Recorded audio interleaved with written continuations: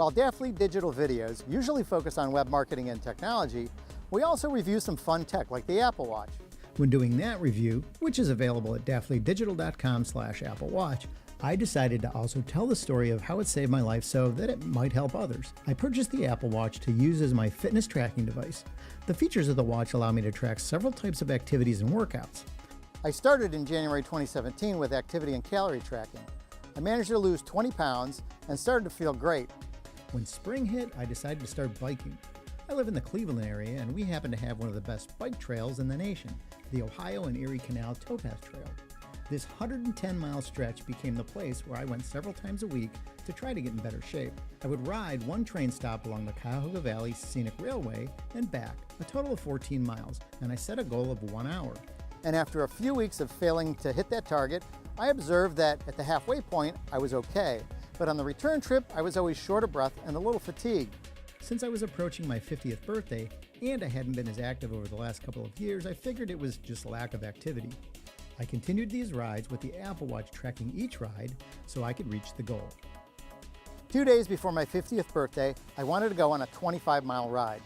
After mile 15, I really started to feel poorly. I finished the ride and went out for a birthday dinner with my family in that evening, but I really didn't feel very good.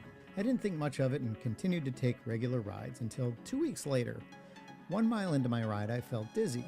I stopped, gathered myself, and after a few minutes went home thinking that maybe I needed to see a doctor. My wife agreed. Well, she insisted that I should see him. Of course, being like most guys, I went to work the next day and didn't think anything of it and didn't do anything.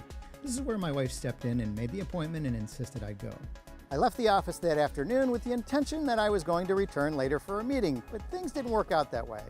My doctor agreed I had little potential for having heart issues based on my health and family history, but dizziness was, of course, a cause for concern. When he took an EKG and gave me the results, we were both a little surprised. He said my heart had an irregular rhythm and I should go immediately to the emergency room. The result had a 99% blockage in the left anterior descending, the LAD artery.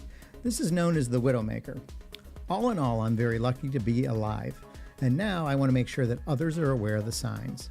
On my 51st birthday, which is August 8th, 2018, I am going to ride 51 miles on the Ohio and Erie Canal Towpath Trail, and I'm asking people to sponsor my ride by donating to the American Heart Association. Heart disease is the #1 cause of death in the U.S. My company Code Summit is going to start by donating $5 a mile. If you're willing or able, please donate by visiting daftlydigital.com/heart.